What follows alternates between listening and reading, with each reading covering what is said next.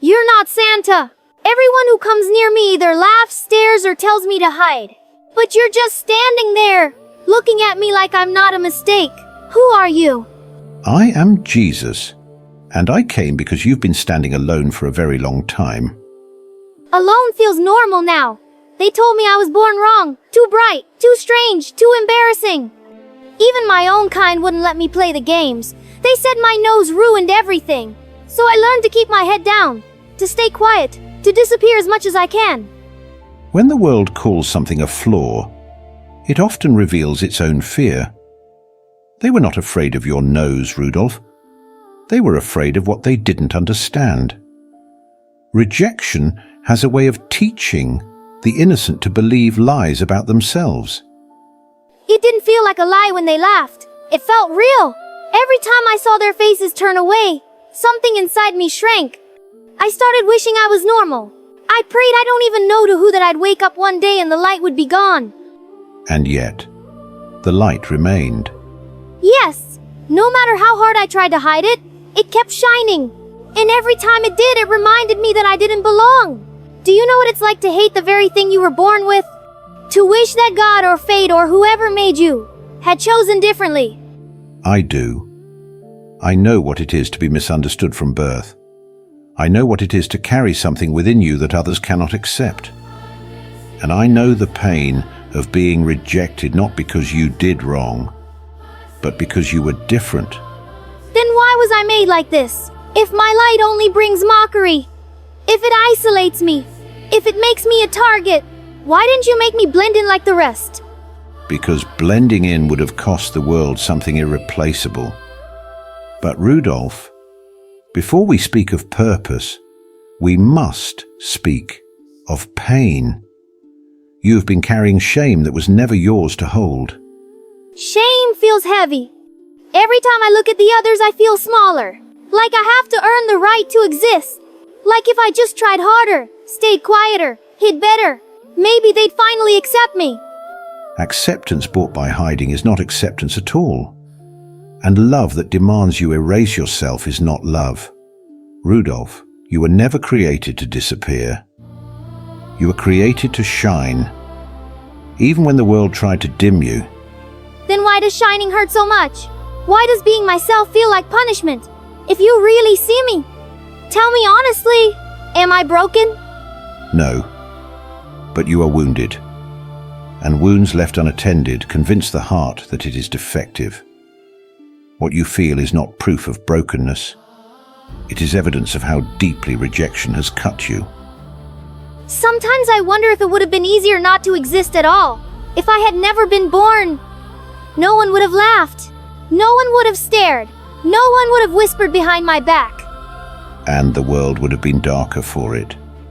But Rudolph, before the light can be understood, the hurt must be seen. Jesus, if you really came for me, then tell me, what am I supposed to do with this sadness that never leaves? Rudolph, shame is a voice that tells you a lie over and over until it sounds like truth.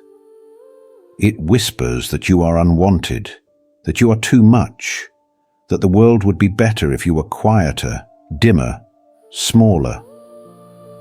But shame is not your voice. It was placed on you by those who did not understand you. It feels like my own voice now. Even when no one is around, I still hear it.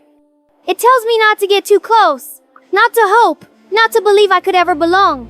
I've learned how to lower my head, how to stand at the edges, how to pretend I don't care. After a while, you stop asking to be loved.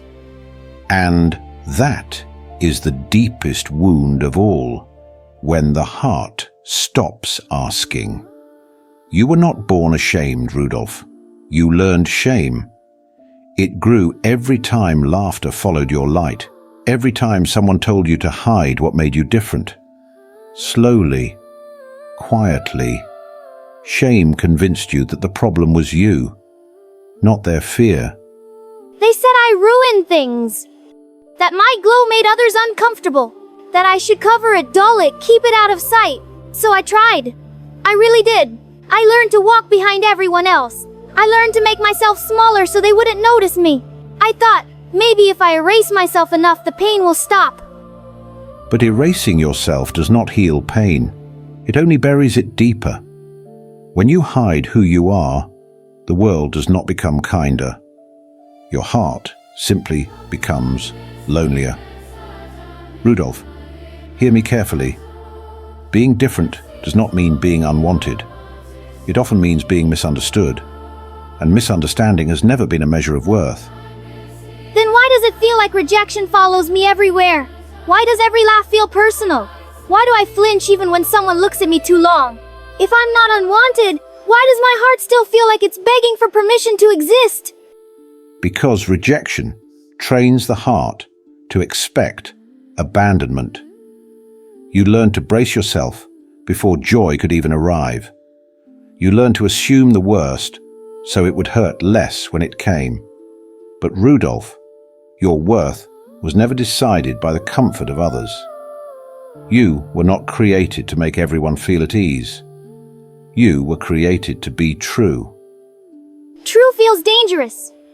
Every time I let myself shine, something bad happens. People point, people whisper, people laugh.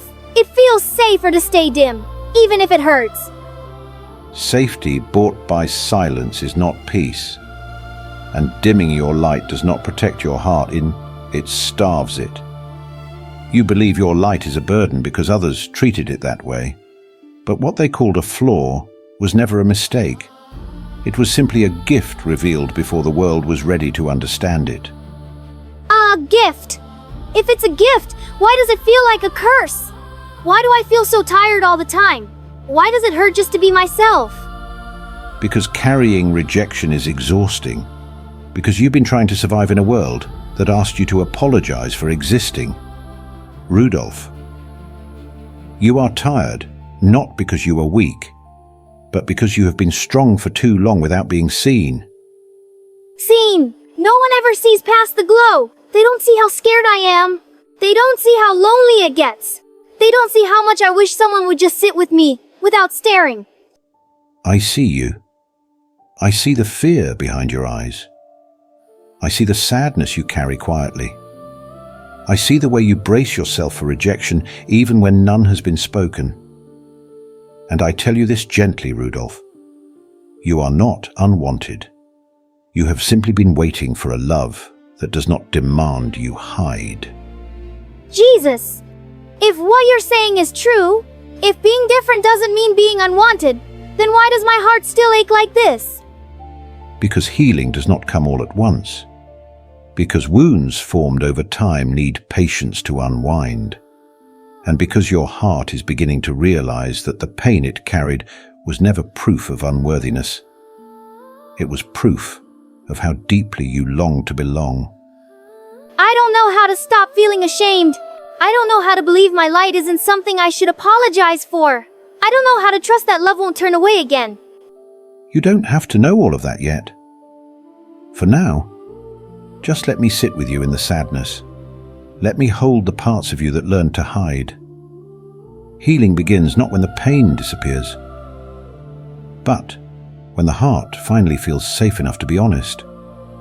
Then stay. Please, just stay a little longer. I don't want to face this alone anymore. I am not leaving, Rudolph. And we are only beginning. Jesus! When you talk like that, something shifts inside me. Not enough to stop the sadness, but enough to make me wonder. What if my light wasn't an accident? What if it wasn't just some cruel joke I was born into? I don't know how to hold that thought without it hurting. Because the moment I start to hope, I remember every time the world told me I was wrong for shining. Hope often begins as a fragile question, Rudolph, not a confident answer. It trembles because it has been wounded before. You are not wrong for hesitating. When the heart has been rejected, it learns to protect itself by doubting beauty before it can disappoint again. But questioning does not betray your pain. It honors it. If my light had meaning, then all those years of hiding, of wishing it away, they feel wasted. I spent so much time believing I was a mistake. I wrapped scarves around my face. I walked at night so fewer eyes would find me. If my light mattered, why did it only bring me pain? Because meaning is not always revealed at the moment of creation. Some gifts are born early and understood late.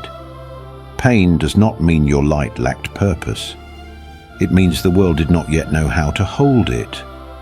Many things that change the darkness are first rejected by it. I don't like that thought. It sounds almost hopeful, and hope scares me. Because if my light has meaning, then maybe all this sadness wasn't pointless. And I don't know if my heart is ready to believe that. You don't have to believe it fully yet. You only need to allow the possibility to exist. Healing does not rush the heart. It knocks softly and waits. Sometimes I imagine what it would feel like if my light didn't make people laugh. If it didn't make them turn away. If it didn't make me the odd one standing in the snow while everyone else ran together. What if, just once, it helped instead of hurt? That question, Rudolph, is the beginning of healing. Not because it promises an answer, but because it dares to imagine a different ending. Your light was never meant only to be seen, it was meant to guide. Guide? That sounds like too much responsibility for something I barely know how to live with. What if I fail at that too? What if I shine and it still isn't enough? Your light does not need to be enough for everyone. It only needs to be true. You were never asked to save the world, only to be who you were created to be. And even if others never understand it, your light still matters. I've spent so long believing my glow was a warning sign, something that told others to stay away. It feels strange to think it could ever be an invitation instead. Strange, but quieter somehow. Like my heart isn't clenching as tightly when you say it. That quiet you feel is not certainty. It is permission. Permission to stop hating what makes you different. Permission to wonder if the thing you were taught to hide might one day help someone else find their way. Jesus! If my light really does have meaning, if it was never a mistake, then I don't know who I am without all this shame wrapped around it. I don't know how to be Rudolph without hating my own glow. You don't have to know that yet. Identity is not rebuilt overnight. For now, just sit with this truth, gently, without forcing it. You were not born wrong, and your light has not finished its story.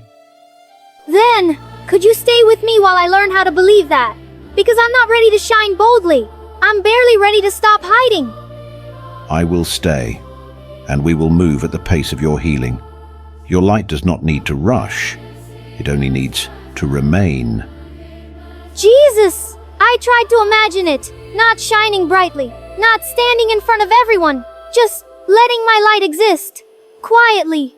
And even that scared me, because being seen even gently feels like stepping back into the same place where I was laughed at before. What if I let my light show, and the world responds the same way it always has?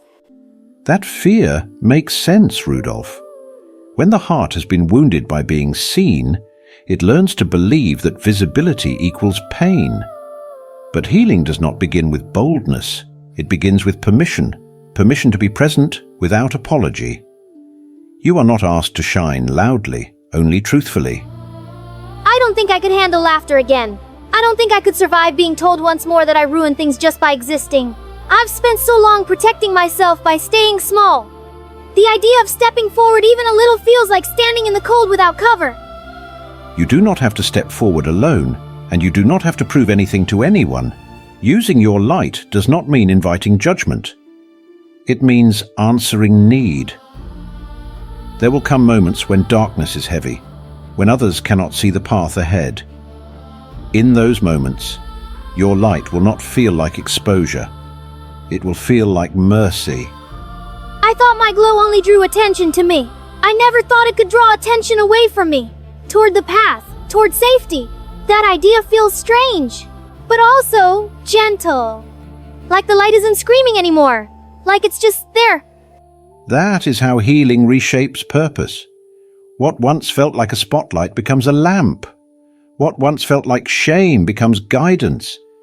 Your light was never meant to announce you. It was meant to help others find their way. If I let myself believe that, then maybe I don't have to hate my light anymore. Maybe I don't have to wish it away. Maybe I can let it exist, without flinching every time it glows. But Jesus, I'm still afraid. Afraid of being seen. Afraid of hoping too much. Courage does not mean the absence of fear. It means choosing gentleness with yourself while fear still whispers. You do not have to shine every night. You do not have to lead every path. But when the moment comes, when the darkness is deep and someone needs a way forward, your light will know what to do. Then maybe I can try. Not to impress. Not to prove anything. Just to help, if I'm needed, quietly, without hiding, and without forcing myself to be brave. That is enough, Rudolph. Healing does not demand more from you than honesty. You are allowed to grow slowly. You are allowed to shine softly. And you are allowed to be seen, not as a mistake, but as a gift that learned patience. Jesus! For the first time, my light doesn't feel like something I have to fight. It feels like something I can carry. And that feels like peace. Then rest in that peace. Your story was never about rejection. It was about becoming gentle with yourself after the world was not. Go forward, Rudolph. Not loud, not afraid, just true. Thank you for staying, for listening, for helping me believe that being seen doesn't always have to hurt. And remember this, my dear one. The light that once made you feel alone will one day help others feel found.